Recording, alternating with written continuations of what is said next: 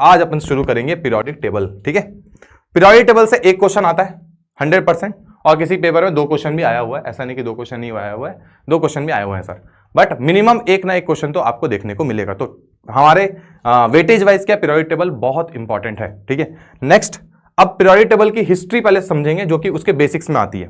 ठीक है, उसके बेसिक्स में आती है। हम सीधा मॉडर्न पीरियोडिक टेबल पे जंप करेंगे, क्योंकि वही हमको पढ़ना है और वही हमारे काम का है सर। तो मॉडर्न पीरियोडिक टेबल बना कैसे?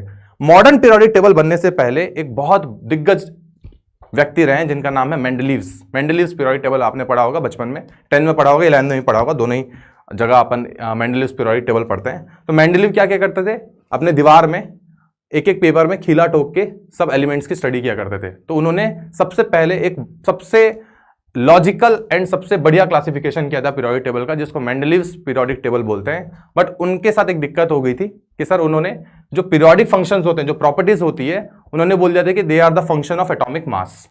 अब इसमें दिक्कत क्या है, इसमें प्रॉब्लम क्या है, एटॉमिक मास बोलने में प्रॉब्लम क्या है? क्योंकि प्रॉपर्टीज एक्चुअली एटॉमिक मास की तरीके से वेरी नहीं करती है। इसको एक्सपेरिमेंटली किसने प्रूफ किया? एक्सपेरिमेंटली प्रूफ किया मोजले ने, है ना। मोजले ने क्या किया?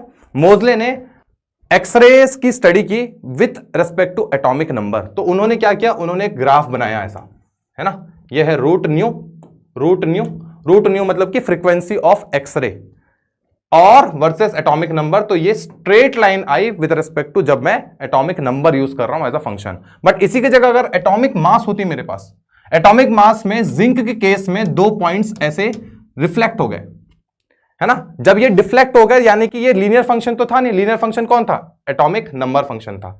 इसलिए इसी को हम मॉडर्न पीरियोडिक लॉ बोलते हैं। और मॉडर्न पीरियोडिक लॉ क्या बोलता है कि जो एटॉमिक प्रॉपर्टीज है या पीरियोडिक प्रॉपर्टीज है of elements are the periodic function of atomic number. हम ऐसा बोल सकते हैं कि periodic properties are the periodic functions of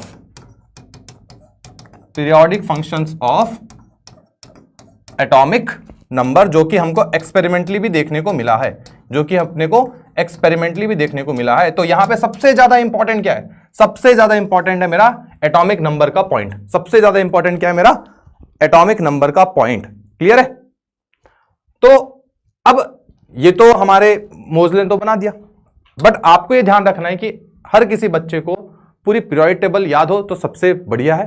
but अगर किसी को लास्ट मोमेंट में कुछ भी नहीं पता तो at least S block and P block कर ले, क्योंकि यहां से क्वेश्चन आते हैं कभी कभी आए हुए हैं कि पोजीशन पूछ लिया, कुछ पूछ लिया। हम एक क्वेश्चन भी करेंगे अभी थोड़ी देर में। तो एटलीस्ट मैं S block and P block सबको याद करने बोलूंगा। आप डी कर ले, एफ कर ले, तो वो तो सबसे बढ़िया है भाई। वो तो मतलब वो अगर पूरी पीरियोडिक टेबल कर लो तो वो तो सबसे बढ़िया। But JEE mains S block P block ज्यादा पूछता है अदर देन की बाकी ब्लॉक से। ठीक है, तो अगर मैं ब्लॉक्स की बात करूं तो सबसे पहले एस ब्लॉक आप देखें। एस ब्लॉक को एस ब्लॉक क्यों बोलते हैं? क्योंकि जो लास्ट इलेक्ट्रॉन है वो एस सबशेल में जाता है। एस ब्लॉक में सबसे पहला कौन आएगा? Hydrogen, lithium, sodium, potassium, rubidium, caesium and then francium sir, and then francium. ठीक है, उसके बाद कौन आता है? लिथियम के बाद बेरिलियम आता है, मैग्नीशियम आता है, कैल्शियम आता है, बेरियम आता है, एंड देन लास्ट में रेडियम आता है। बेरिलियम के बाद कौन आता है भाई? पी ब्लॉक में। पी ब्लॉक में कौन कौन आता है बताओ? पी ब्लॉक में कौन कौन आता है? पी ब्लॉक में आता है boron, carbon, nitrogen, oxygen, fluorine and then neon sir. चलिए, तो boron, carbon, nitrogen, oxygen, fluorine, neon. Boron के नीचे क्या आएगा? बैगन, आलू, गाजर, इन थैला। तो बैगन, आलू, गाजर, इन थैला, है ना। Carbon, silicon, germanium, tin, PB sir, है ना। Phosphorus, arsenic, SbBi, bismuth sir.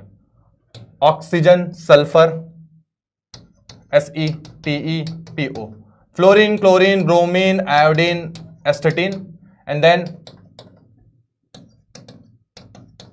Xenon and radon. At least इतना आपको आना चाहिए मिनिमम। मैं S block and P block सबको याद करने को बोलूंगा। ठीक है, जैसे फॉर एग्जांपल हलीना की रब से फरियाद, ये इसका न्यूमोनिक हो जाता है भाई, याद करने का तरीका है।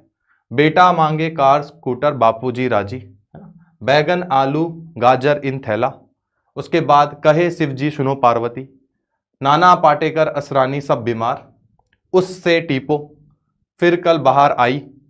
और ये तो नोबल गैस तो सबको याद ही होता है ना, नोबल गैस के लिए अलग से न्यूमोनिक बनाने की अगर जरूरत पड़ रही है फिर तो पढ़ाई लिखाई तो फिर कहीं और चली गई भाई, ठीक है। ये तो कम से कम हर किसी को याद होना चाहिए कि नोबल गैसेस क्या होते हैं, ठीक है। तो ये याद रहेगा। अगर मैं इसमें सबका इलेक्ट्रॉनिक कन्फिग्रेशन लिखूं तो इलेक्ट्रॉनिक कन्फिग्रेशन कैसे लिखते हैं सर, ये पूरी family S1 electronic configuration show करेगी। यानी कि मेरा जो हाइड्रोजन है वो क्या शो करेगा, 1s1, मेरा जो लिथियम है वो क्या शो करेगा, 2s1, 3s1, 4s1, 5s1, 6s1, 7s1, है ना। और जो वर्टिकल लाइंस है उनको हम क्या बोलते हैं, ग्रुप्स बोलते हैं। और जो हमारे हॉरिजॉन्टल रोज है उनको हम क्या बोलते हैं, पीरियड बोलते हैं सर, ठीक है। तो ये जो मेरा है ये ग्रुप 1 होता है, this is group 1, this is group 2, this is group 13, this is group 14, this is group 15, this is group 16, group 17 and ये मेरा ग्रुप 18 होता है, ठीक है। ये मेरा ग्रुप 18 होता है। इसका इलेक्ट्रॉनिक कन्फिग्रेशन क्या होगा सब बताओ तो। सेकंड वाले ग्रुप का इलेक्ट्रॉनिक कन्फिग्रेशन क्या होगा बताओ। आउटर मोस्ट इलेक्ट्रॉनिक कन्फिग्रेशन, अगर ये 1s1, 2s1, 3s1 है तो इधर क्या होगा, इधर होगा भाई, जल्दी बोलो, 2s2, 3s2, 4s2, 5s2, 6s2, 7s2। इसका क्या होगा बताओ, इसका क्या होगा बताओ, इसका क्या होगा बताओ। 13 ग्रुप का क्या होगा, P1 होगा, है ना। तो 2p1, 3p1, 4p1, 5p1, 6p1 होगा, है ना। इसका क्या होगा 2p2, इसका क्या होगा 2p3, 2p4, 2p5 and 2p6 हो जाएगा, एंड 2p6 हो जाएगा। तो अगला एक क्वेश्चन आया हुआ है जेई मेंस में, अगला एक क्वेश्चन आया हुआ है जेई मेंस में, इस क्वेश्चन को आप करिए सर। चलिए, तो क्वेश्चन क्या बोल रहा है, element E belongs to the period 4, period 4 में सर। तो देखो यहां पे हमने अभी देखा था ना, this is first period, this is second period, this is third period, this is fourth period. तो फोर्थ पीरियड है तो आउटर मोस्ट में तो 4 आएगा, पूरा 4 आएगा, है ना।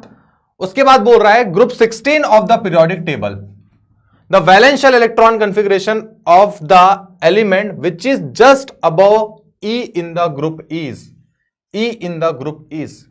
यानी कि पीरियड 4 बोल रहा है एंड ग्रुप 16 बोल रहा है। तो जरा लोकेट करते हैं, पीरियड 4, ये मेरा पीरियड 4 है एंड ग्रुप 16 है, देखो ग्रुप 16 ये है, ग्रुप 16 है। तो इसकी बात कर रहा है, तो ये 2p4 है, तो ये 3p4 होगा, तो ये 4p4 होगा, ये 4p4 होगा, हाँ या ना बोलो, जल्दी बोलो।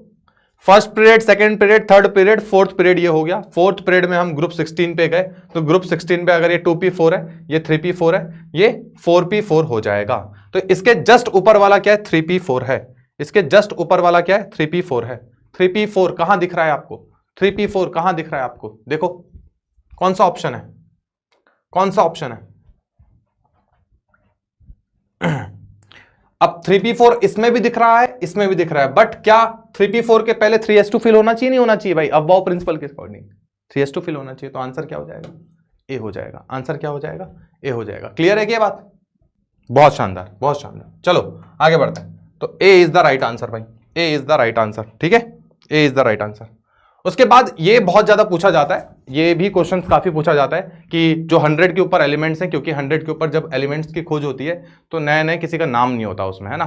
तो सबको अपने अपने नाम दे देते हैं, कोई रदरफोर्डियम दे रहा है, कोई यूरोपियम दे रहा है, तो ऐसे सबका नामकरण होता है। बट जब तक कोई ठोस सबूत नहीं मिलते हैं तब तक हम उनका नाम IUPAC नॉमेनक्लेचर के अकॉर्डिंग करते हैं। IUPAC नॉमेनक्लेचर के अकॉर्डिंग क्या होता है, अगर मेरा नंबर 0 है तो उसके लिए नील यूज करेंगे, 1 है तो अन यूज करेंगे, 2 है तो बाई यूज करेंगे, 3 है तो ट्राई यूज करेंगे, 4 है तो क्वाड यूज करेंगे, 5 है तो पेंट यूज करेंगे, 6 है तो हेक्स, 7 है तो सेप्ट, 8 है तो ऑक्ट एंड 9 है तो एन यूज करेंगे सर। तो ये इनका नॉमेनक्लेचर का रूल आ गया। अगर लेट्स से 101 है मेरा एटॉमिक नंबर, अगर 101 एटॉमिक नंबर है तो 1 के लिए अन, 0 के लिए नील, 1 के लिए अगेन अन, और उसके बाद EM जोड़ देंगे। और उसका एब्रिवेटेड फॉर्म या फिर शॉर्ट फॉर्म अगर मुझे बताना हो तो शॉर्ट फॉर्म के लिए मैं क्या करूंगा, फर्स्ट लेटर उठा दूंगा सबका, फर्स्ट लेटर उठा दूंगा सबका। तो UNU 101 का हो गया, 102 का UNB हो गया, 103 का UNT हो गया।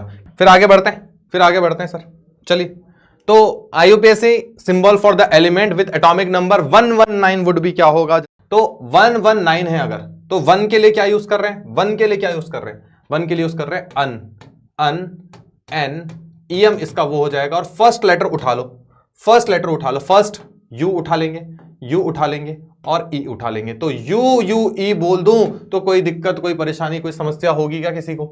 एक आंसर आ गया sir, 1 is the right answer, है ना। तो ये क्वेश्चन हो गया। उसके बाद हम अब जाने वाले हैं ट्रेंड्स की ओर, और यहां से मेरे मेंस का पार्ट चालू होता है। तो ट्रेंड्स में सबसे पहले साइज के बारे में पढ़ेंगे, बट साइज के बारे में पढ़ने से पहले सबसे पहले एक स्लेटर्स रूल नाम का एक रूल होता है, इसको पहले समझ लें सर, इसको पहले समझ लें। और स्लेटर्स रूल समझने से पहले सबसे पहले यह समझना जरूरी है कि जेड इफेक्टिव क्या होता है। जेड इफेक्टिव क्या होता है?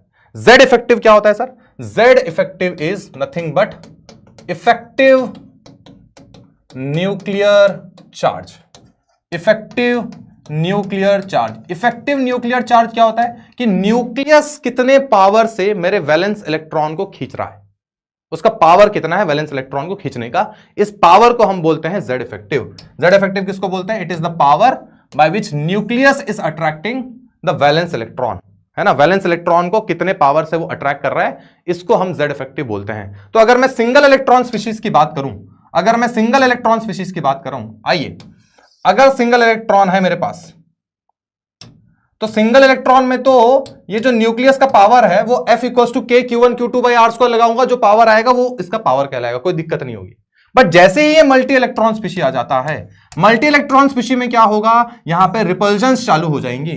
क्या अब F नेट सिर्फ न्यूक्लियस और इलेक्ट्रॉन के बीच का फोर्स है क्या अब F नेट क्या सिर्फ न्यूक्लियस और इलेक्ट्रॉन के बीच का फोर्स है क्या? बिल्कुल भी नहीं। क्यों? क्योंकि यहां पे ये F1 भी लग रहा है, F2 भी लग रहा है, F3 भी लग रहा है, तो मुझे F नेट निकालना पड़ेगा। वेक्टर एडिशन कर लो, पैरेललोग्राम लॉ लगा दो, ट्रायंगल लॉ लगा दो, जो लॉ लगाना लगा दो, बट नेट फोर्स पहले से कुछ कम होगा, ये तो 100% बात सत्य है। क्या ये बात समझ में आ रही है?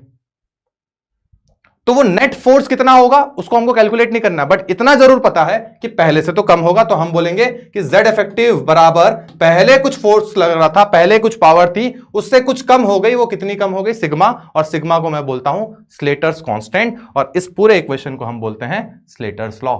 अच्छा, ये सिग्मा बहुत सारे पैरामीटर पे डिपेंड करता है। पैरामीटर है जैसे कि उसका इलेक्ट्रॉनिक कॉन्फ़िगरेशन क्या है और वो इलेक्ट्रॉन कौन से ऑर्बिटल में रखा है, इस पे डिपेंड करता है। ये दो पैरामीटर पे डिपेंड करता है, ठीक है। तो ये Z माइनस सिग्मा हो गया। तो अब मुझे एक बात बताओ, कि जब मैं लेफ्ट से राइट जा रहा हूं पीरियोडिक टेबल में, लेफ्ट टू राइट जा रहा हूं, लेफ्ट टू राइट जाने पे मेरा जो Z इफेक्टिव है वो क्या होगा?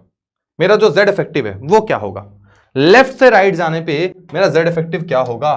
लेफ्ट से राइट जाने पे मेरा Z इफेक्टिव इंक्रीज होता है सर। क्यों इंक्रीज होता है? क्योंकि अगर आप एटम को देखें, ऐसा अगर आप एटम को देखें तो एटम का न्यूक्लियस में आप प्रोटॉन ऐड कर रहे हैं, बट क्या शेल बढ़ा? क्या शेल नहीं बढ़ा। यानी कि इस शेल को, अब इस इलेक्ट्रॉन को ये और ज्यादा पावरफुल न्यूक्लियस खींचेगा तो साइज छोटी होगी, यानी कि Z इफेक्टिव बढ़ेगा तो साइज क्या होगी? डिक्रीज होगी सर। साइज क्या होगी? डिक्रीज होगी सर। अच्छा, साइज किसको बोलते हैं? न्यूक्लियस से वैलेंस इलेक्ट्रॉन की दूरी को, इस दूरी को मैं क्या बोलता हूं? साइज बोलता हूं। इस दूरी को मैं क्या बोलता हूं? साइज बोलता हूं। टॉप से बॉटम क्या होता है भाई? टॉप से बॉटम क्या होगा बताओ?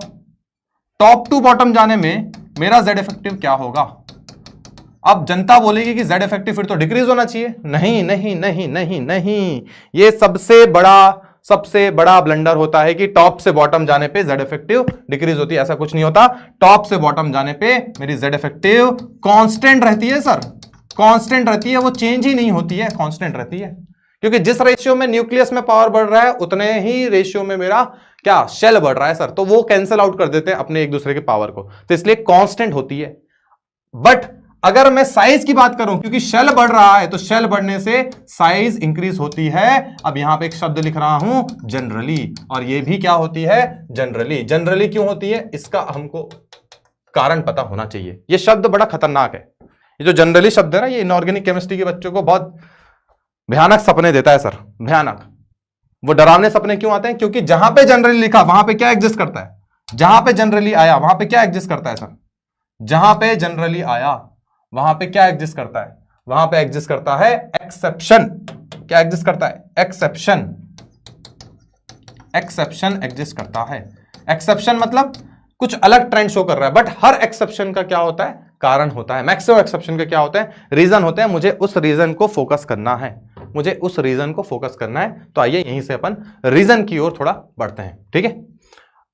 नाउ रीजन समझने से पहले मैं आपको कुछ सवाल पूछना चाहूंगा। जैसे फॉर एग्जांपल अगर मैं beryllium, magnesium, calcium, strontium, BaRa बोलूं तो साइज का ऑर्डर क्या होगा बताओ तो इसमें साइज का ऑर्डर क्या होगा, क्योंकि ये टॉप से बॉटम जा रहा है, टॉप से बॉटम जा रहा है, तो साइज का ऑर्डर क्या होगा, तो साइज का ऑर्डर क्या होगा, इंक्रीज होगा, इंक्रीज होगा, इंक्रीज होगा। तो मुझे जरा ये बता दो TIZRHFRF का बता दो, और मुझे जरा इसका ऑर्डर बता दो, ये दोनों का ऑर्डर बता दो, ये दोनों का ऑर्डर बता दो, इन दोनों का ऑर्डर बता दो। तो देखो बाय रूल तो ये होना चाहिए, बाय रूल तो इंक्रीज होनी चाहिए, ये भी इंक्रीज होनी चाहिए, बट ऐसा नहीं होता है।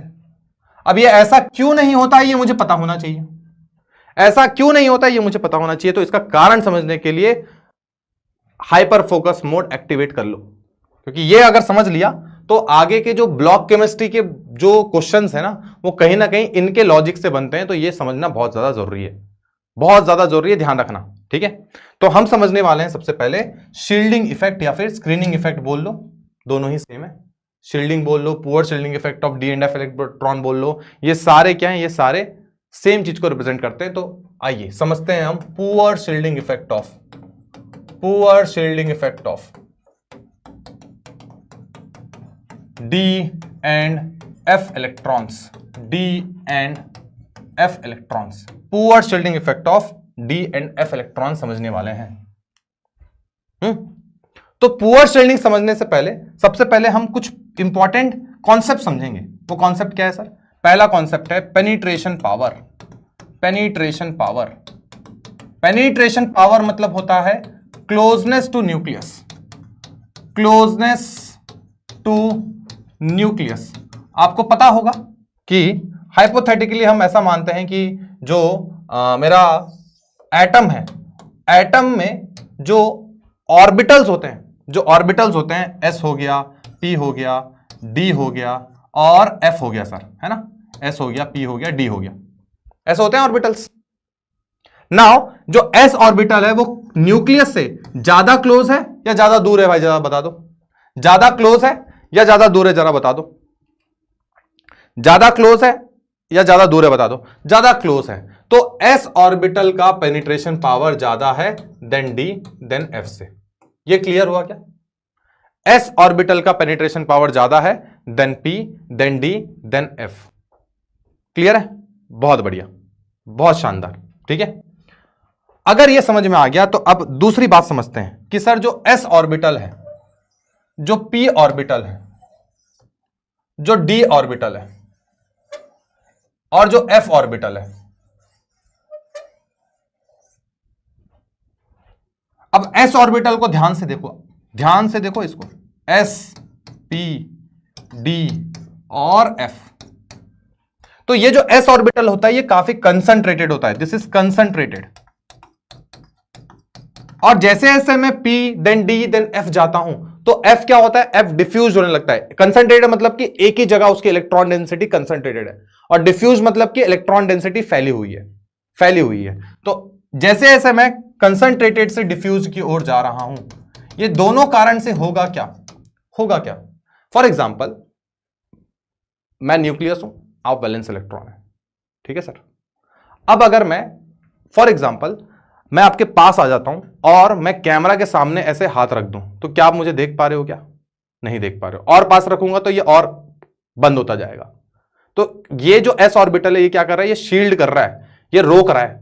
बट जैसे जैसे मैं थोड़ा दूर जाऊं और हाथ को फैलाना चालू करूं, ऐसे डिफ्यूज कर दूं दूर पे, तो क्या आप देख पा रहे हो? क्या बिल्कुल देख पा रहे हो। तो यानी कि वैलेंस इलेक्ट्रॉन को न्यूक्लियस तक पहुंचाने या फिर उसको रोकने का काम कौन कर रहा है? ये सारे ऑर्बिटल्स कर रहे हैं। क्या ये बात समझ में आ रही है क्या? तो इससे होगा क्या, इससे होगा क्या सर? इससे बहुत सारी चीजें होंगी। तो यानी कि इससे एक बात समझ में आती है कि s ऑर्बिटल ज्यादा अच्छा शील्डिंग शो करता है, ज्यादा अच्छा स्क्रीनिंग शो करता है और ज्यादा बढ़िया वैलेंस इलेक्ट्रॉन को प्रोटेक्ट करता है मेरे न्यूक्लियस से।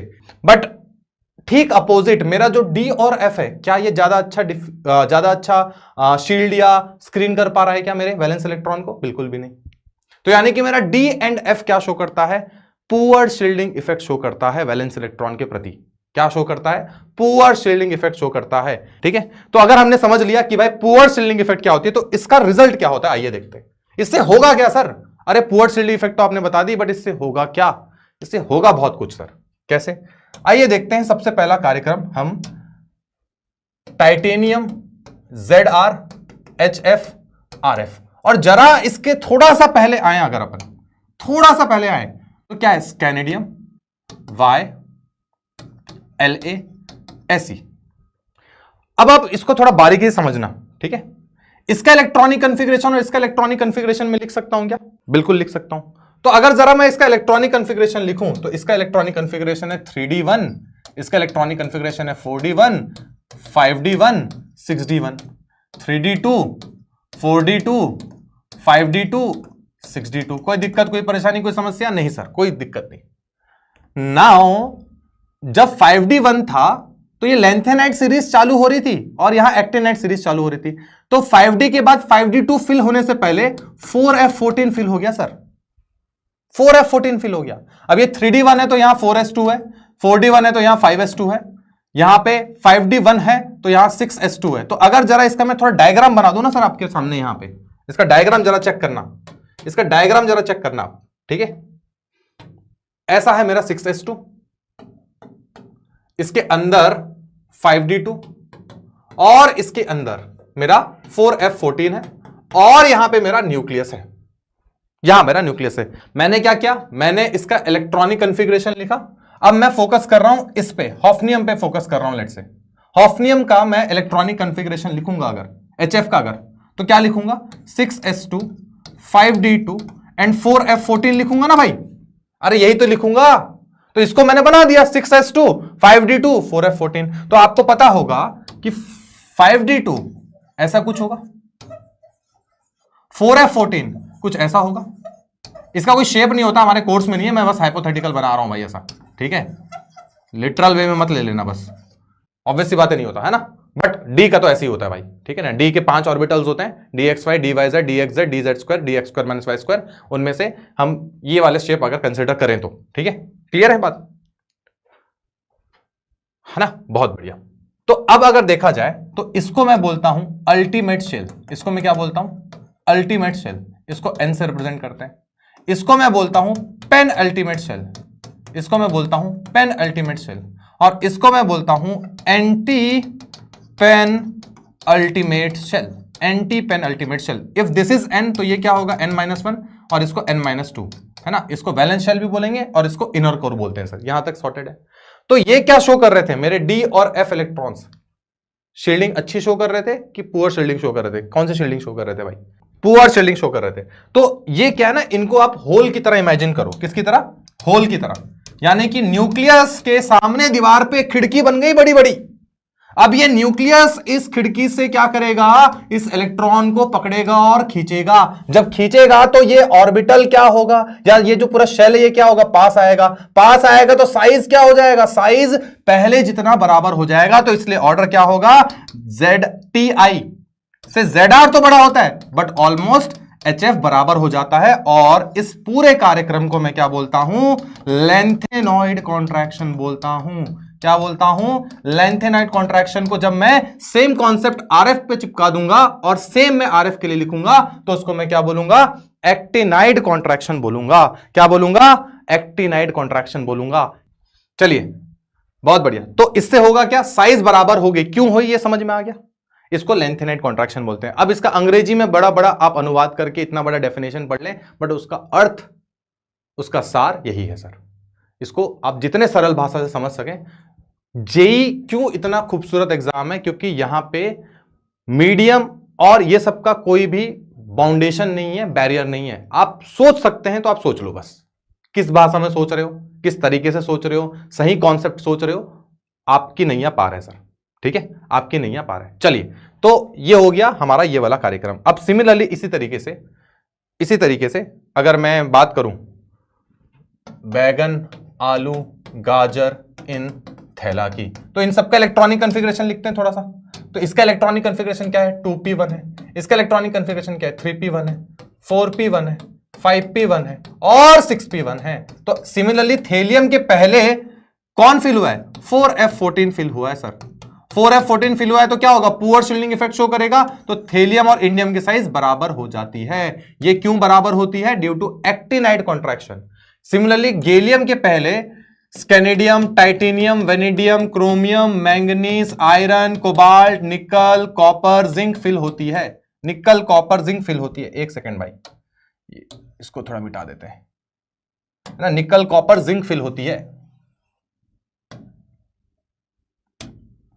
निकल, कॉपर, जिंक फिल होती है। ये सबके सब किस में फिल हो रहे हैं, 3D में फिल हो रहे हैं। तो 3D10 ये भी पुअर शिल्डिंग इफेक्ट, इसलिए गैलियम की साइज भी छोटी हो जाती है। तो ये बहुत बड़ा क्वेश्चन बनता है, बहुत बड़ा क्वेश्चन बनता है। और इसको अच्छे से देखिएगा। तो एक्चुअल ऑर्डर क्या होती है, boron, then gallium, then aluminium, then indium बराबर थेलियम। तो ये क्यों हुआ, ये क्यों हुआ, इसको बोलते हैं it is due to lengthenoid contraction, it is due to lengthenoid contraction। and अगर इसकी बात करें तो it is due to transition contraction, it is due to transition contraction। ये समझ में आया क्या, ट्रांजिशन कॉन्ट्रैक्शन क्यों हो रहा है, 3D इलेक्ट्रॉन्स की वजह से। लेंथेनाइड कॉन्ट्रैक्शन क्यों हो रहा है, D एंड F इलेक्ट्रॉन की वजह से। क्लियर है बात। तो Z इफेक्टिव इंक्रीजेस तो एटॉमिक रेडियस डिक्रीजेस। जनरली कहां गड़बड़ी होगी सब समझ में आता है। नंबर ऑफ सेल इंक्रीज होगा तो एटॉमिक रेडियस इंक्रीज होगा, तो आपको टॉप से बॉटम साइज इंक्रीज होता हुआ दिखेगा। ये बात बहुत आसान बात है, समझ में आ गई। तो लिथियम लेफ्ट से राइट जाने पे lithium, beryllium, boron, carbon, nitrogen, oxygen, fluorine तक हम साइज क्या कंसिडर करते हैं, डिक्रीज हो रही है। लिथियम की सबसे बड़ी होती है, than beryllium, than boron, than carbon, than nitrogen, than oxygen, than fluorine sir. ठीक है। अगर मैं आयनिक साइज की बात करूं, आयनिक साइज क्या होती है भाई, जब आयन बन जाएगा तो साइज जो होगी, जो हम साइज मेजर करेंगे उसको हम आयनिक साइज बोलते हैं। अब ना आयन दो टाइप के होते हैं, कैटायन होता है और एनायन होता है। तो जब मेरा पेरेंट एटम है, इससे जब मैं एन आयन बना रहा हूं और जब मैं इससे कैटायन बना रहा हूं, दोनों में क्या क्या बातें हो रही है समझते हैं। जब मैं एन आयन बना रहा हूं तो मैं इलेक्ट्रॉन ऐड किया। पहले 10 प्रोटॉन थे मान के चलो, वो 10 इलेक्ट्रॉन को खींच रहे थे। अब वो 10 प्रोटॉन 11 इलेक्ट्रॉन को खींचेंगे। तो 11 इलेक्ट्रॉन खींचना आसान है या कठिन है, तू बता दे। आसान है या कठिन है, पहले 10 को 10 खींच रहा था, अब 10 को 11 खींच रहा है भाई। तो यानी कि साइज क्या हो जाएगी, इंक्रीज हो जाएगी। तो जेड इफेक्टिव क्या हो जाती है, इसकी डिक्रीज हो जाती है। साइज क्या हो जाती है, इंक्रीज हो जाती है। यानी कि जितना ज्यादा नेगेटिव चार्ज होगा साइज उतना इंक्रीज होगा। यहां पे जेड इफेक्टिव क्या हो रहा है, जेड इफेक्टिव इंक्रीज हो रही है और साइज क्या हो जाएगी, डिक्रीज हो जाएगी। तो इसलिए अगर मैं एनायन की बात करूं तो जितना ज्यादा नेगेटिव चार्ज उतना ज्यादा साइज। तो O2 माइनस O, ये साइज का ऑर्डर हो जाएगा। मैंगनीज Mn2+, Mn3+, Mn4+ की बात करूं तो जैसे जैसे पॉजिटिव चार्ज बढ़ रहा है मेरी साइज क्या हो रही है, डिक्रीज हो रही है। आगे बात करते हैं। आइसोइलेक्ट्रॉनिक स्पीशीज क्या होते हैं, आइसोइलेक्ट्रॉनिक स्पीशीज होते हैं सेम नंबर ऑफ इलेक्ट्रॉन्स जिसमें पाया जाता है, सेम नंबर ऑफ इलेक्ट्रॉन्स जिसमें पाया जाता है। तो आइसोइलेक्ट्रॉनिक स्पीशीज के लिए जिसमें सेम इलेक्ट्रॉन्स होते हैं उसका जो जेड इफेक्टिव होता है, जेड इफेक्टिव होता है that is proportional to positive charge upon negative charge. यानी कि जितना पॉजिटिव चार्ज होगा उतना ज्यादा जेड इफेक्टिव होगा, जितना नेगेटिव चार्ज होगा उतना कम जेड इफेक्टिव होगा। अच्छा, जितना ज्यादा जेड इफेक्टिव होता है तो साइज के क्या हो जाती है, इनवर्सली प्रोपोर्शनल हो जाती है। साइज के क्या होती है, इनवर्सली प्रोपोर्शनल हो जाती है। तो अगर मैं Na+F-O2- की बात करूं तो जिसपे माइनस चार्ज है, इन सब में देखो 10 इलेक्ट्रॉन्स है, इसमें भी 10 इलेक्ट्रॉन्स, इसमें भी 10 इलेक्ट्रॉन्स, इसमें भी 10 इलेक्ट्रॉन्स, बट इसमें चार्ज नेगेटिव ज्यादा है तो इसकी साइज क्या होगी, ज्यादा होगी, और प्लस वाले की साइज क्या हो जाएगी, कम हो जाएगी। ठीक है, तो ये ध्यान रखना। अब इसी पे ही जेईई मेंस ने बहुत सारे सवाल पूछे भाई, बहुत सारे सवाल मल्टीपल टाइम्स पूछे, मल्टीपल टाइम्स। तो अगर O2- F- Na+ Mg2+ की बात करें तो O2- में चार्ज ज्यादा है, than F-, than Na+, than सबसे ज्यादा पॉजिटिव चार्ज Mg2+ है। तो ऑर्डर भी यही होगा, ऑर्डर भी यही होगा। क्लियर है, second is the right answer, second is the right answer sir. ठीक है, ये बता दो, ये again JEE Mains previous year question है, 2022 का क्वेश्चन है ये। N3-, than O2-, than F-, than Na+, than Mg2+, Z effective decrease हो जाएगी, साइज इंक्रीज हो जाएगी, जेड इफेक्टिव इंक्रीज हो जाएगी, साइज डिक्रीज हो जाएगी। तो ए इज द राइट जवाब, सही जवाब सर, ठीक है। हाँ, ए ही सही आंसर है भाई, ए ही राइट आंसर है, ठीक है, ए राइट आंसर है, ठीक है। The correct order of atomic radii of carbon, caesium, aluminium and sulphur. तो सबका एक बार पोजीशन आप लिख लो, सबका पोजीशन एक बार लिख लो आप, है ना। सीजियम कहां रहता है? सीजियम है हली ना की रब से फरियाद, यहां पे सीजियम है। एल्यूमिनियम का है lithium, beryllium, boron, carbon, boron के नीचे एल्यूमिनियम, यहां पे एल्यूमिनियम है। उसके बाद कार्बन है, ऑक्सीजन है, फिर सल्फर है। सबसे बड़ा तो कौन होगा? सीजियम होगा भाई, एल्यूमिनियम तो बड़ा हो ही नहीं सकता, तो ये दोनों ऑप्शन हटा दो, फिर एल्यूमिनियम होगा। अब देखो सल्फर और कार्बन में, सल्फर उसके नीचे पीरियड का है, तो सल्फर क्या होगा? ज्यादा बड़ा साइज का होगा और कार्बन कम होगा, तो इसलिए वन हमारा सही जवाब हो जाएगा, वन हमारा सही जवाब हो जाएगा, ठीक है। अब ये टेबल आपको दिख रहा है, ये टेबल आप ध्यान से देखें, इस टेबल को हमने डिस्कस ऑलरेडी कर लिया है। ये lanthanide contraction and actinide contraction and transition contraction के बारे में ही बात कर रहा है। जैसे फॉर एग्जांपल ये देखो, ये जो रेड वाली लाइन है ना, ये रेड वाली लाइन हमारी कौन सी है? लेंथेनाइट वाली लाइन है, लेंथेनाइट वाली जो पीरियड है उसकी लाइन है। उसके बाद ये वाई, ये देखो ये 3D सीरीज है, ये 4D सीरीज है, 5D सीरीज है ना। यहां पे मैं लिख दे रहा हूं, देखो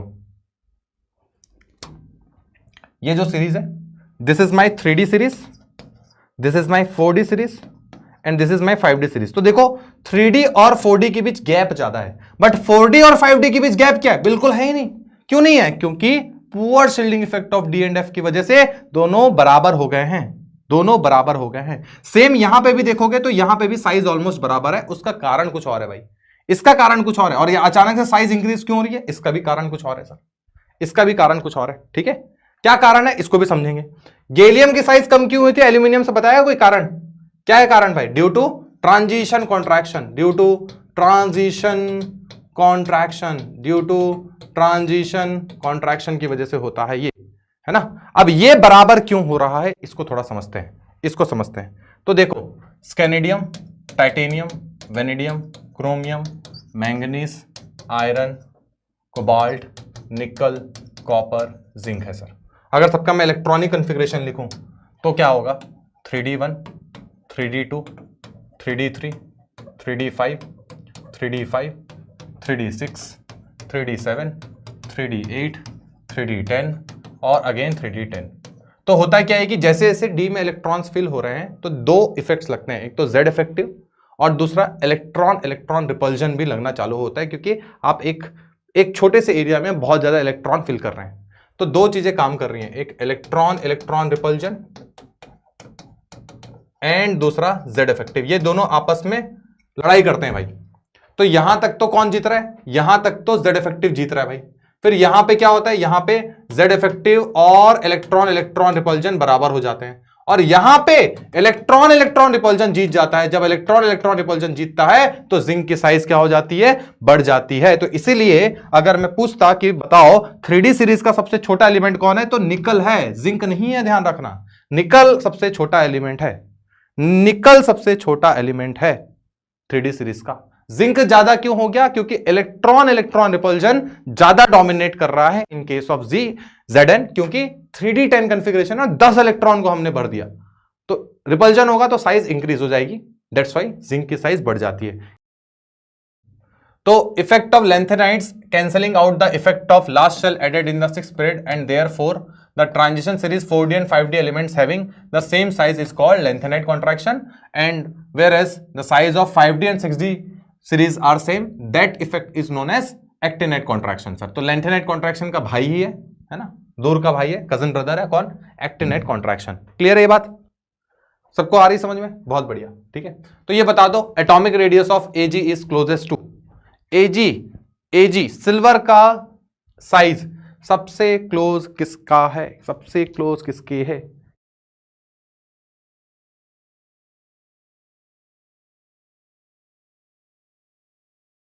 तो Cu, Ag, Au, इसमें भी लेंथेनाइड कॉन्ट्रैक्शन लगेगा, इन दोनों की साइज बराबर हो जाएगी, तो Au is the right answer which is gold sir. Gold gold gold gold की साइज बराबर होगी। क्लियर है?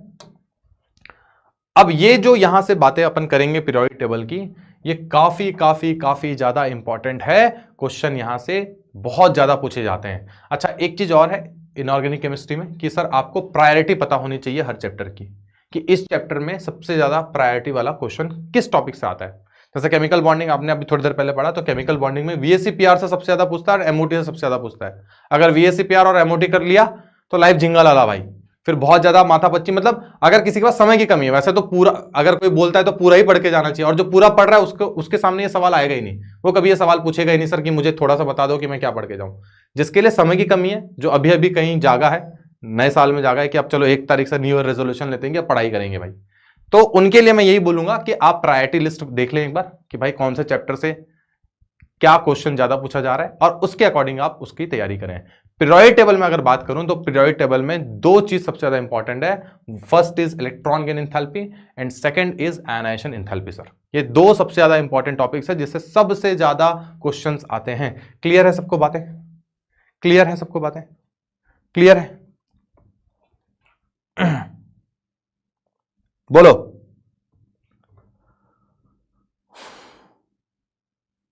बहुत बढ़िया, बहुत बढ़िया, ठीक है। तो आयनाइजेशन एंथैल्पी क्या होता है? What is ionisation enthalpy? It is the energy required, it is the energy required to remove an electron, to remove an electron from an isolated neutral gaseous atom। इसमें 3 शब्द काफी इंपॉर्टेंट है, इसमें 3 शब्द काफी इंपॉर्टेंट है, वो है सर आइसोलेटेड होना चाहिए, न्यूट्रल होना चाहिए और साथ साथ गैसियस एटम होना चाहिए। सर साथ साथ गैसियस एटम होना चाहिए। ये तीनों शब्द बहुत इंपॉर्टेंट है। क्यों ऐसा बोल रहे हैं? क्योंकि मेरे को सिर्फ वही एनर्जी कैलकुलेट करनी है जो मेरे एटम के वैलेंस इलेक्ट्रॉन को, जो मेरे एटम के वैलेंस इलेक्ट्रॉन को रिमूव करने के लिए लगानी पड़े। यानी कि ये इलेक्ट्रॉन है, यहां पे न्यूक्लियस से ये किसी इमेजिनरी धागे से पकड़ा हुआ है, ये मान के चलो, इसको मुझे काटनी है ताकि इलेक्ट्रॉन फ्री हो जाए, फ्री हो जाए सर, बस यहां से भाग जाए इलेक्ट्रॉन। इस एनर्जी को मुझे कैलकुलेट करनी है। अब अगर मान लो गैसियस एटम की जगह सॉलिड होता तो जो भी एनर्जी है पहले वो सॉलिड को लिक्विड में और लिक्विड में गैस में कन्वर्ट होती, इसलिए गैसियस एटम बोला कि गैस में बदल गया, अब वो एनर्जी सारी यहां पे जाएगी इसको रिमूव करने में। आइसोलेटेड क्यों? अगर मान लो मैं Na का निकाल रहा हूं और सामने Cl आ गया तो ये तो NaCl बना लेगा ना भाई, वो तो फिर अलग अलग तरीके का कार्यक्रम हो गया, तो इसलिए आइसोलेटेड चाहिए। न्यूट्रल क्यों चाहिए? क्योंकि ऑब्वियस सी बात है, अगर मैं चार्ज ले लूंगा तो उसमें आयनाइजेशन नहीं, उसमें फिर सक्सेसिव आयनाइजेशन एनर्जी आ जाएगी, है ना। तो फंडामेंटल डेफिनेशन क्या है कि it is the energy required to remove an electron from an isolated neutral gaseous atom.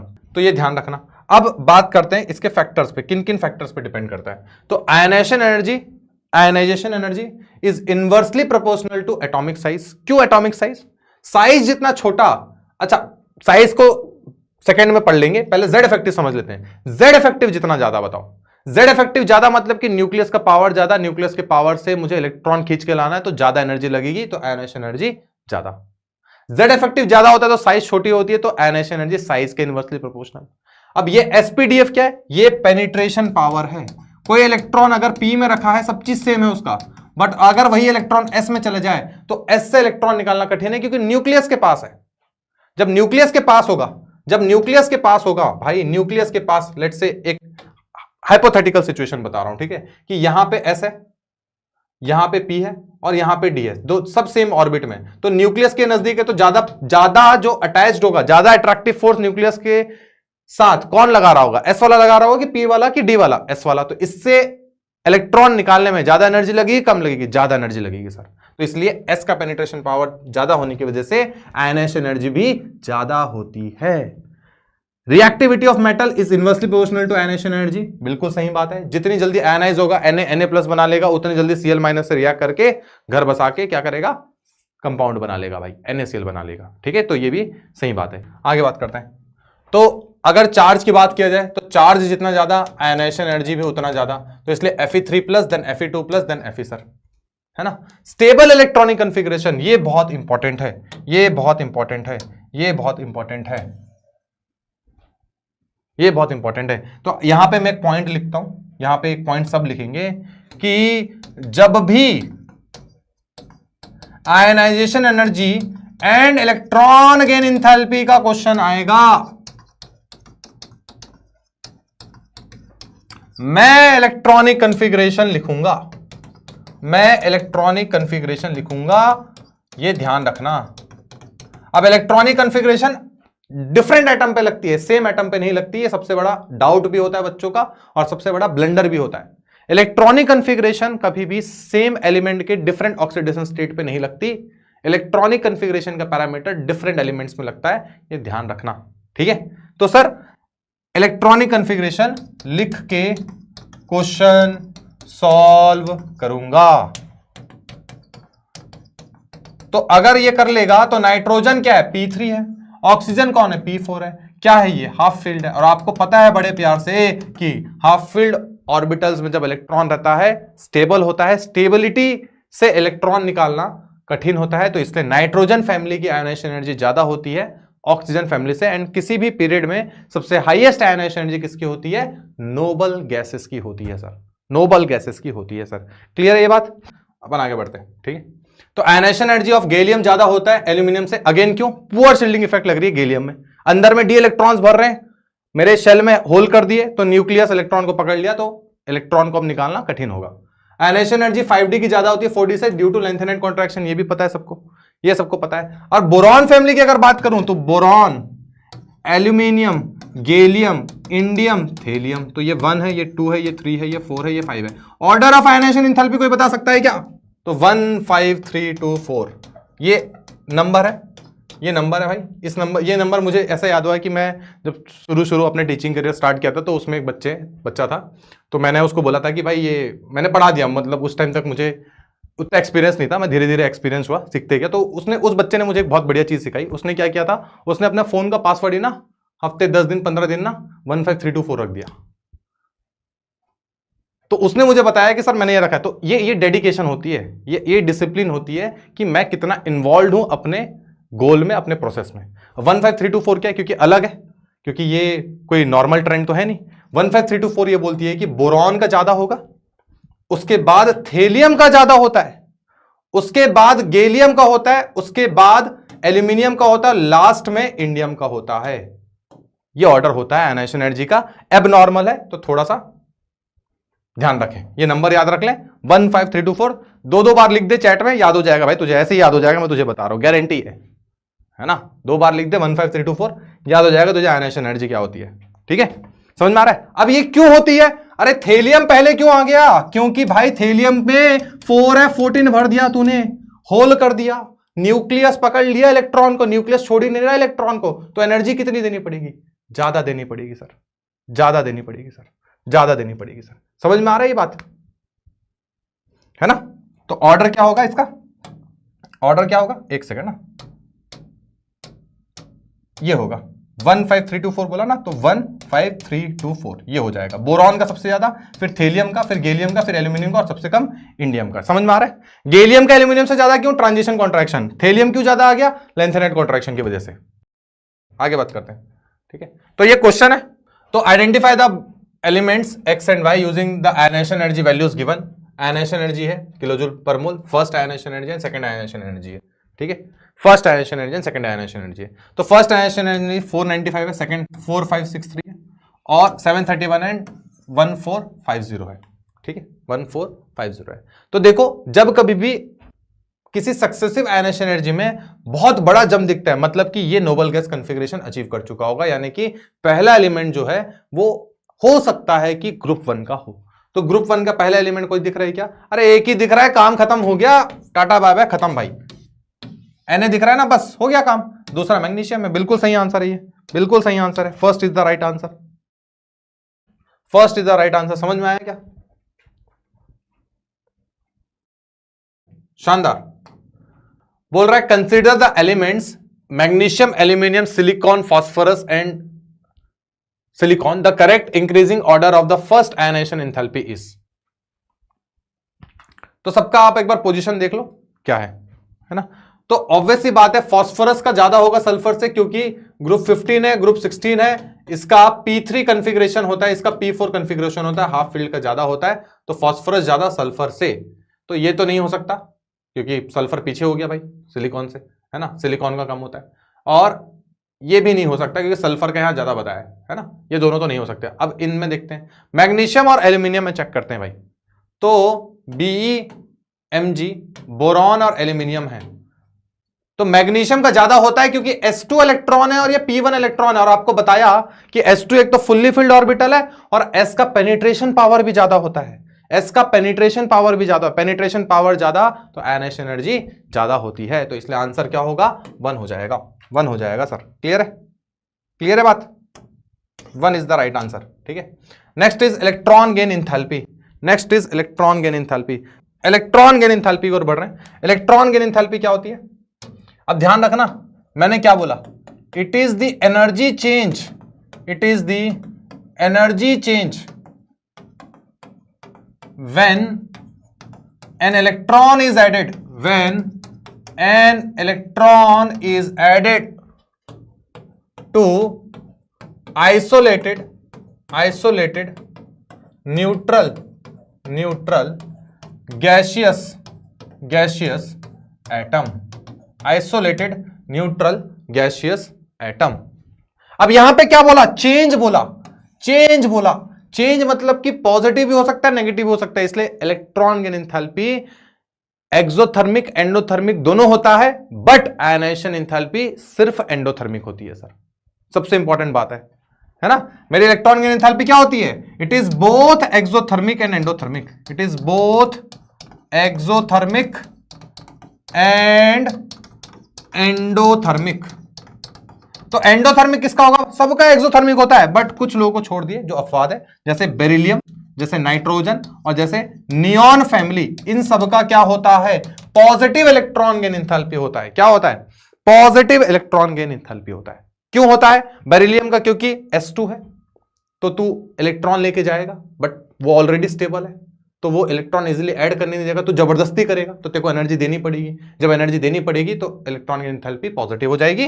Nitrogen का P3 कॉन्फ़िगरेशन है, P6 कॉन्फ़िगरेशन है, S2 कॉन्फ़िगरेशन है, तो कॉन्फ़िगरेशन की वजह से दे आर एक्सोथर्मिक। चलिए आगे बात करते हैं, आगे बात करते हैं, ठीक है।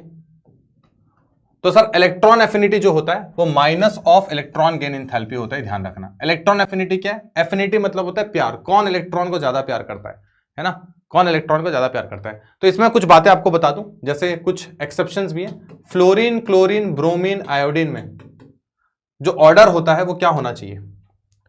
अब ये कैसे पता चलेगा, तो देखो जो ज्यादा इलेक्ट्रॉन के प्रति आकर्षित है, जिसका Z इफेक्टिव ज्यादा है, जिसका Z इफेक्टिव ज्यादा होगा उसका इलेक्ट्रॉन गेन एंथैल्पी भी क्या होगा, ज्यादा होगा। जिसका साइज छोटा होगा उसका इलेक्ट्रॉन गेन एंथैल्पी क्या होगा, ज्यादा होगा। क्या ये रिलेशन समझ में आ रहा है क्या, बिल्कुल आ रहा है। तो टॉप से बॉटम जाने पे साइज क्या हो रही है, साइज इंक्रीज हो रही है, तो आयनाइजेशन एंथैल्पी या इलेक्ट्रॉन गेन एंथैल्पी क्या होनी चाहिए, डिक्रीज होनी चाहिए, बट ऐसा होता नहीं है। यहां पे एक एक्सेप्शन है, क्या सर, कि क्लोरीन की ज्यादा होती है than fluorine, than bromine, than iodine. क्यों होती है, due to small size of fluorine. अरे स्मॉल साइज से क्या होगा, छोटा फ्लोरीन है, छोटा फ्लोरीन है, छोटा फ्लोरीन है, छोटा फ्लोरीन है, तो इलेक्ट्रॉन पास पास है, तो इसमें इलेक्ट्रॉन लेके आया मैं, तो रिपल्जन हुआ, रिपल्जन हुआ तो मुझे जबरदस्ती एनर्जी लगानी पड़ी, तो फ्लोरीन का क्या हो गया, कुछ थोड़ा सा मुझे एनर्जी देना पड़ा, तो नेट जो नेगेटिव होना था एनर्जी, इसमें माइनस, अगर इसकी जो इलेक्ट्रॉन गेन एंथैल्पी होती है वो नियर अबाउट -342 किलोजूल पर मोल होती है, और इसकी होती है -333 के आसपास, और इसकी होती है -324 के आसपास होती है। ये एग्जैक्ट डेटा बता रहा हूं, इसके आसपास ही होती है ना। तो ऐसा क्यों हो गया कि ये नेगेटिव में थोड़ा कम क्यों हो गया, क्योंकि कुछ एनर्जी मैंने दी, पॉजिटिव दी, तो थोड़ा सा कम हो गया, दैट्स व्हाई फ्लोरीन की एनर्जी कम हो जाती है due two electron electron repulsion. क्या ये बात समझ में आती है क्या, और ये बहुत ज्यादा इंपॉर्टेंट है, ये मल्टीपल टाइम आया है, बार बार पूछा गया है, बार बार पूछा गया है। मैं चाहूंगा आगे बात करते हैं। तो electron affinity inversely proportional to size होती है। पीरियड में जाने पे electron gain enthalpy becomes more negative generally as we go from left to right in a period. Left से राइट जाने पे जनरली क्या होती है, मोर नेगेटिव होती है, यानी कि इलेक्ट्रॉन गेन एंथैल्पी बढ़ रही है। और in a group the electron affinity decreases on moving from top to bottom, decrease होना चालू हो जाती है। जनरली क्यों बोला? अरे क्योंकि ये अपवाद लोग है ना, कौन? नाइट्रोजन, बेरिलियम एंड नियॉन, उनकी पॉजिटिव होती है तो वो जस्ट एक शिफ्ट हो जाएगा, एक पोजीशन शिफ्ट कर लेगा। जैसे अगर मैं बात करूं बेरिलियम और बोरॉन का, तो लिथियम है तो बोरॉन का ज्यादा होना चाहिए था, बट लिथियम का, देन बोरॉन का, एंड देन बेरिलियम का। सॉरी, इधर देखो, लिथियम, बेरिलियम, बोरॉन, तो बोरॉन का ज्यादा होना चाहिए था, ग्रेजुअली क्या इंक्रीज होनी चाहिए थी, बट इसकी क्या हो जाती है? पॉजिटिव हो जाती है। इसकी क्या हो जाती है? पॉजिटिव हो जाती है। तो लिथियम, बेरिलियम और बोरॉन में मुझे आप ऑर्डर बता दो, मुझे आप ऑर्डर बता दो क्या होगा। तो सबसे कम किसका हो जाएगा? बेरिलियम का हो जाएगा क्योंकि पॉजिटिव है, उसके बाद लिथियम का हो जाएगा, उसके बाद बोरॉन का हो जाएगा। ये क्लियर है ऑर्डर सबको? ये ऑर्डर क्लियर है सबको? आगे बात करते हैं, आगे बात करते हैं। तो electron affinity of third period elements is greater than second period elements of the respective group because third period के साइज ज्यादा होती है। स्मॉल साइज होने की वजह से इलेक्ट्रॉन इलेक्ट्रॉन रिपल्जन चालू हो जाता है, इलेक्ट्रॉन इलेक्ट्रॉन रिपल्जन चालू हो जाते हैं, जिसकी वजह से क्या होता है? जिसकी वजह से कम हो जाती है इलेक्ट्रॉनिक एंथैल्पी। ठीक है, चलिए तो ये बता दो absolute value of the electronic enthalpy of halogen satisfies. C is the right answer, C is the right answer, C is the right answer. ठीक है, चलिए ये बता दो, ये बता दो, ये भी जेईई मेंस का प्रीवियस का क्वेश्चन है, 2022 और 2023 दोनों में आया है भाई ये। अबे हैलोजन से ज्यादा इनका कैसे हो जाएगा? हैलोजन का ज्यादा होगा ना, ऑब्वियस सी बात है। क्लोरीन देन फ्लोरीन देखो कहां पे दिख रहा है, अरे फ्लोरीन का ज्यादा है, क्लोरीन का कम है, और इनको पीछे कर दिया। ये दोनों ऑप्शन नहीं हो सकते, ये नहीं हो सकता, एक ही ऑप्शन बच रहा है, ये होगा भाई। सिंपल एलिमिनेशन यूज कर लेना, इतना दिमाग क्या लगाना, बी होगा। चलिए आगे बात करते हैं। तो यहां पे एक बढ़िया चीज अप्लाई हो रही है, ऑक्सीजन के electron gain enthalpy in fact positive होती है, और ऑक्सीजन फैमिली में सबसे ज्यादा सल्फर की नेगेटिव होती है। सर सल्फर की नेगेटिव होती है, ये एक्सेप्शन याद रखना। तो ऑक्सीजन का सबसे कम होता है अपने फैमिली में, और सल्फर का सबसे ज्यादा होता है। तो ऑक्सीजन सबसे कम, सल्फर सबसे ज्यादा कहां दिख रहा है? ऑक्सीजन सबसे कम, सल्फर सबसे ज्यादा कहां दिख रहा है? ऑक्सीजन सबसे कम, सल्फर सबसे ज्यादा कहां दिख रहा है? सी में दिख रहा है क्या? सी में दिख रहा है क्या? बहुत बढ़िया। तो SAT देन सबसे लास्ट में ऑक्सीजन आती है, ऑक्सीजन आती है 200 किलो जूल के आसपास इसकी होती है, प्लस में, प्लस में। C is the right answer. ठीक है, the set of elements that differ in mutual relationship from those of the other sets is, बताओ। Lithium magnesium, boron silicon, beryllium aluminium, lithium sodium. ये किसका question है? ये question है मेरा diagonal relationship का। डायगोनल रिलेशनशिप क्या होती है? Lithium sodium, beryllium magnesium, boron aluminium, इधर कार्बन और इधर सिलिकॉन, है ना, कार्बन इधर सिलिकॉन। तो अगर देखा जाए तो लिथियम का मैग्नीशियम, बेरिलियम का एल्यूमिनियम, बोरॉन का सिलिकॉन, इनकी जो 5 वैल्यू है, 5 वैल्यू क्या होती है? आयोनिक पोटेंशियल होती है। 5 वैल्यू क्या होती है? आयोनिक पोटेंशियल होती है। आयोनिक पोटेंशियल क्या होती है? Charge upon size ratio, charge upon size ratio, charge upon size ratio इनकी बराबर होती है, तो इनकी केमिकल प्रॉपर्टीज भी सेम हो जाती है। तो इनको जब इनकी केमिकल प्रॉपर्टीज सेम होती है तो इस चीज को हम क्या बोलते हैं? डायगोनल रिलेशनशिप बोलते हैं। क्या बोलते हैं? डायगोनल रिलेशनशिप बोलते हैं। तो अगर देखा जाए तो लिथियम मैग्नीशियम बिल्कुल सेम होते हैं, बाकी सब क्या होते हैं? बोरॉन सिलिकॉन भी सेम होते हैं, है ना, बेरिलियम एल्यूमिनियम भी सेम होते हैं, लिथियम सोडियम सेम नहीं होते हैं सर, लिथियम सोडियम सेम नहीं होते हैं सर, फोर्थ सेम नहीं है, फोर्थ सेम नहीं है। तो आंसर क्या हो जाएगा? 4 हो जाएगा, 4 हो जाएगा। चलो एक क्वेश्चन पूछूं, Li प्लस और Mg2 प्लस में साइज का ऑर्डर बता दो। Li प्लस का ज्यादा होता है, Li प्लस का ज्यादा होता है, इसका 72 पिकोमीटर के आसपास होता है, इसका 77 पिकोमीटर के आसपास, ज्यादा डिफरेंस नहीं है, बट इसका 77 पिकोमीटर के आसपास होता है और इसका 72 पिकोमीटर के आसपास होता है, ज्यादा डिफरेंस नहीं है, बहुत कम डिफरेंस है। Li प्लस का साइज ज्यादा होता है, ध्यान रखना, Li प्लस का साइज ज्यादा होता है, ध्यान रखना, ये बहुत इंपॉर्टेंट है, गलत हो जाता है ये क्वेश्चन। इलेक्ट्रोनेगेटिविटी पे आ गए। इलेक्ट्रोनेगेटिविटी क्या होती है? It is the power to attract, it is the power, it is the power to attract shared pair of electrons, shared pair of electrons, इसको हम इलेक्ट्रोनेगेटिविटी बोलते हैं। बट एक अच्छी बात क्या है? It is not an energetic term, it is not an energetic term sir, ये एनर्जेटिक टर्म नहीं होती है, तो इसलिए इसका इलेक्ट्रॉनिक कॉन्फ़िगरेशन से कोई लेना देना नहीं है, इलेक्ट्रॉनिक कॉन्फ़िगरेशन से कोई लेना देना नहीं है। क्लियर है बात? तो सर इलेक्ट्रोनेगेटिविटी एटॉमिक साइज के इनवर्सली प्रोपोर्शनल होती है, जैसे जैसे एटॉमिक साइज बढ़ेगी इलेक्ट्रोनेगेटिविटी डिक्रीज होगी। Electronegativity directly proportional to Z effective होती है and Z effective directly proportional to positive charge upon negative charge होती है। ग्रुप की बात करें तो electronegativity decreases down the group generally sir carbon silicon, और इसकी बात किया जाए कार्बन सिलिकॉन वाले फैमिली की बात किया जाए तो सिलिकॉन से लेकर जर्मेनियम की, टिन की, पीबी की, इन सब की इलेक्ट्रोनेगेटिविटी 1.8 होती है सर, बराबर होती है बिल्कुल, है ना। तो कुछ अपवाद भी हैं, उनको ध्यान रखना। और moving from left to right electronegativity increases. इसके अलावा हम अलग अलग स्केल मेजर करते हैं, उसके लिए सबसे रेलेवेंट स्केल जो एनसीईआरटी फॉलो करती है, जो जेईई में यूज होती है, वो होती है पॉलिंग स्केल।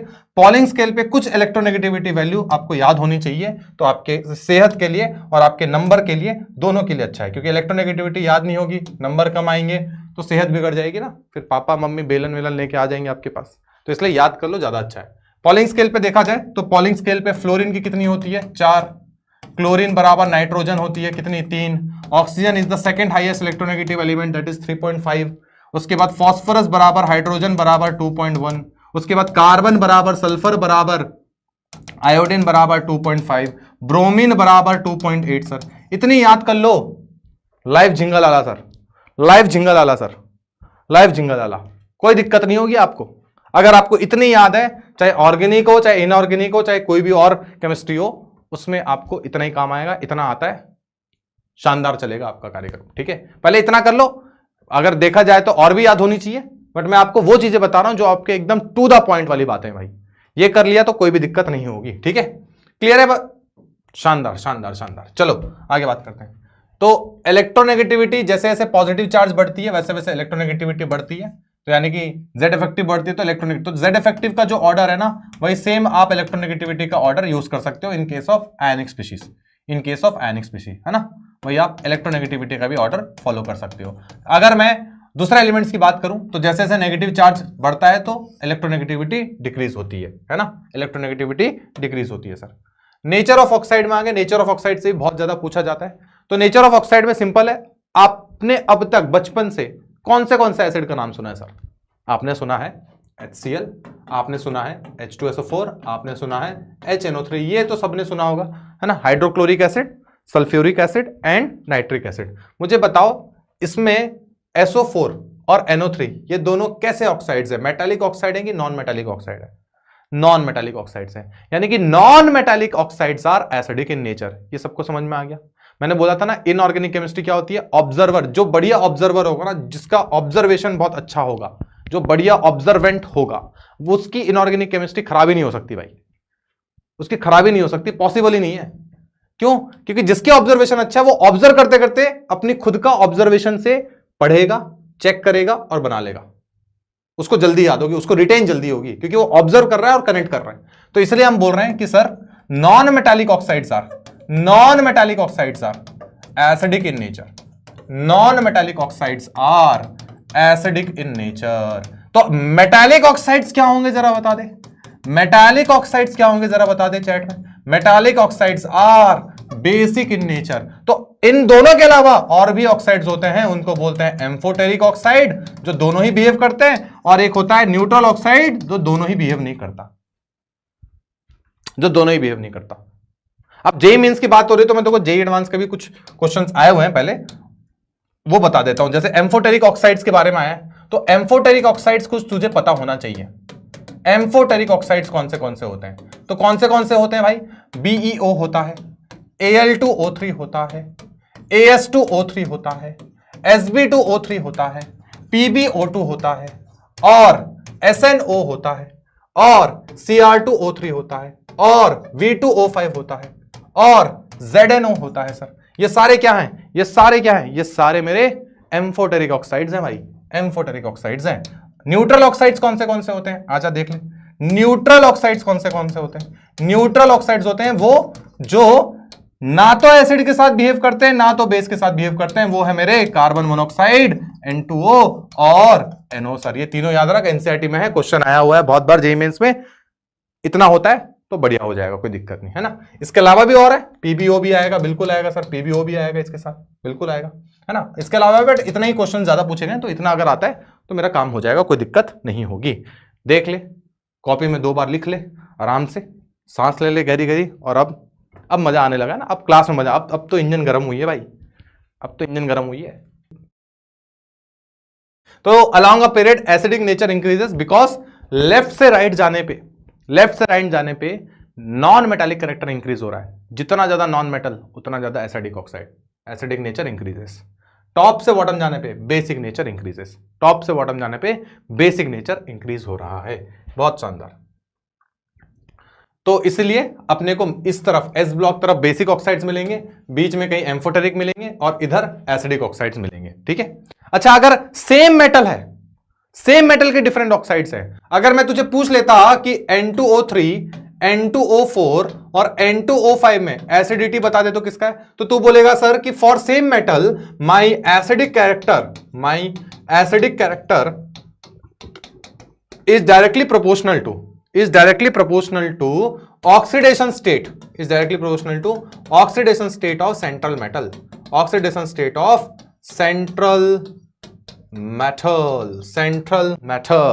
ठीक है। सेंट्रल मेटल के डायरेक्टली प्रोपोर्शनल होता है। तो अगर मैं N2O5 की बात करूं तो N2O5 का ज्यादा हो जाएगा N2O4 देन N2O3। अरे तू SO2 और SO3 का जरा बता दे, तो SO3 का ज्यादा होगा SO2 से, है ना। SO3 का ज्यादा होगा या नहीं होगा, ज्यादा होगा। Cl2O7 का ClO3 से बता दे, अरे Cl2O7 ज्यादा होगा। तो तू जरा बता दे मेरे को, क्वेश्चन कर लेते हैं थोड़ा सा। तो ये वही सारी बातें जो हमने अभी बात की, है ना। SO3 का ज्यादा SO2 से, N2O5 का ज्यादा N2O3 से सर। अरे ये तो बहुत आसान है, बहुत आसान है भाई, बहुत आसान है, बहुत आसान है। तो Cl2O7 एसिडिक है भाई, A का 4, बिल्कुल सही। Na2 है बेसिक है भाई, Al2O3 एम्फोटेरिक है भाई, N2O न्यूट्रल है भाई, देख ले। तो C का 1, A का 4 और B का 2, तो ऑप्शन कौन सा है, बी ऑप्शन आ गया ना, बी ऑप्शन आ गया ना, बी। चलो, among the following basic oxides पूछ रहा है, SO3, SiO2, CaO, Al2O3। अरे सारे ऑक्साइड तुझे पता है, तो C is the right answer, C is the right answer, ठीक है ना, C is the right answer. ये बताओ भाई, ये बहुत अच्छा क्वेश्चन है, इसमें बहुत ज्यादा गलतियां होती हैं, बच्चे बहुत गलत करते हैं इस क्वेश्चन को, थोड़ा ध्यान रखना। जिसका बी आया है सही जवाब। तो क्या बोल रहा है, metallic character decreases and non metallic character increases on moving from left to right in a period. Sir left से राइट जाने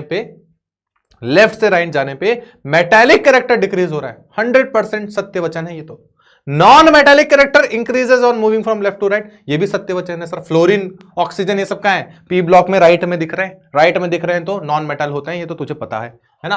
उसके बाद बोल रहा है it is due to increase in ionisation enthalpy and decrease in electron gain enthalpy which one moves from left to right in a periodic table. ऐसा नहीं है, ग्रेजुअली तो होता ही नहीं है कुछ, ग्रेजुअली होता है क्या कभी इलेक्ट्रॉन गेन एंथैल्पी और आयनाइजेशन एनर्जी का ट्रेंड, और सिर्फ इलेक्ट्रॉन गेन एंथैल्पी और आयनाइजेशन एनर्जी डिपेंड करती है कि नहीं, बहुत सारे अदर फैक्टर पे डिपेंड करती है। तो इसलिए second statement is false and this is true, so B is the right answer. बहुत बारीकी वाला क्वेश्चन है ये, क्लियर है बात।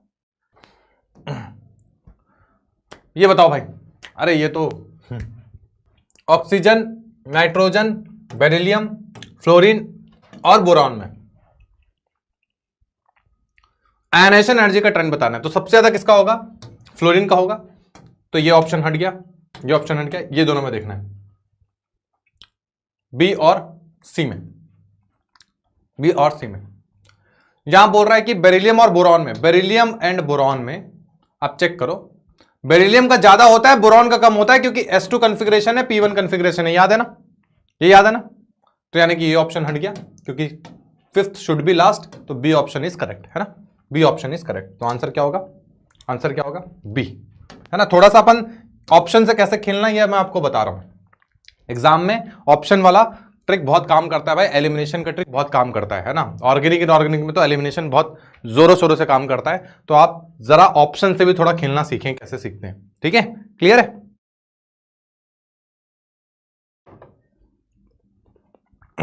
चलो भाई, the correct order of first ionisation enthalpy of lithium sodium, fluorine, chlorine is fluorine, then chlorine, then lithium, then sodium. This is correct. The correct order of negative electron gain enthalpy values of lithium, sodium, fluorine and chlorine is chlorine, then fluorine, then lithium, then sodium. बिल्कुल सही, दोनों ही सही हैं, दोनों ही सही हैं. ए is the right answer, बिल्कुल सही. ये बताओ, देखो इनऑर्गेनिक में स्टेटमेंट टाइप क्वेश्चन अच्छे से प्रैक्टिस करना, जो तुमको करा रहा हूं यहां पे, और फिजिकल में न्यूमेरिकल टाइप. सबसे बड़ा जो पेन पॉइंट है आज के डेट में जेई मेंस के एस्पिरेंट्स का, वो है सर न्यूमेरिकल टाइप. और न्यूमेरिकल टाइप कठिन आती है कि नहीं भाई, वही वही घर पे क्वेश्चन बनाओगे सब बन जाता है. वहां पे क्या प्रेशर में बहुत सारी चीजें हैंडल नहीं होती है. और मैं क्योंकि घर पे स्टेप बाय स्टेप नहीं करता, मैं घर पे बिल्कुल इधर एक स्टेप लिखूंगा, उधर कन्याकुमारी में दूसरा स्टेप लिखूंगा. इसके कारण क्या है, हैफजार्ड हो जाता है बहुत ज्यादा जब मैं एग्जाम में जाता हूं. तो उसको जितना सिस्टमेटिकली मैं लिखूं, जितना बढ़िया से क्लीन लिखूं मैं. आप जैसे बोर्ड्स का एग्जाम देने जाते हो ना भाई, अब ये बोलना, देखो ये डिसिप्लिन कई पार्ट है कि जब आप एग्जाम में जा रहे हो तो वो तो मुझे पता है कि वहां पे तो बहुत जल्दी होता है. बट मैं फिर भी बोलूंगा कि न्यूमेरिकल टाइप क्वेश्चंस, खास करके केमिस्ट्री और फिजिक्स में, क्योंकि मैथ्स में तो आप जो सॉल्व करते हो वो तो सॉल्यूशन अलग ही होता है ना. वैसे उसमें भी अगर आप स्टेप बाय स्टेप लिखो तो सबसे ज्यादा बढ़िया है. बट केमिस्ट्री में सबसे ज्यादा जरूरत है और फिजिक्स में सबसे ज्यादा जरूरत है. ये दोनों में बहुत ज्यादा जरूरत होती है, क्योंकि एक स्टेप मिस हुआ फिर आप वापस उसको खोजने में 5 मिनट निकाल दोगे भाई. बहुत समय बर्बाद होता है एवरेज बच्चे का. मैं तुमको बता रहा हूं, अगर मैं टोटल संख्या में से ये नंबर निकालूं ना, तो न्यूमेरिकल टाइप के में बहुत बच्चे स्ट्रगल करते हैं. और उसका सिंपल आदत है कि आप यहां पे घड़ी लगा के, अपन जब न्यूमेरिकल टाइप करेंगे तब मैं टाइमर लगा के आपको टाइमर दूंगा, उस दौरान आप उसको सॉल्व करिएगा. ये बात समझ में आती है क्या? अभी एटॉमिक स्ट्रक्चर आने वाला है ना, एटॉमिक स्ट्रक्चर में अपन करेंगे इसको. तो the metallic radius of Na is 1.86 and the ionic radius of Na is lesser than that, है ना. तो क्या ये सही बात है? बिल्कुल सही है भाई, बिल्कुल सही है. मेटालिक रेडियस ज्यादा होता है मेरे आयनिक रेडियस से. Ions are always smaller in size than the corresponding elements. गलत. अरे एन आयन तो बड़ा होता है, एन आयन तो बड़ा होता है. तो statement 2 is false, statement 1 is correct. A is the right answer. सही जवाब, सही जवाब. ठीक है.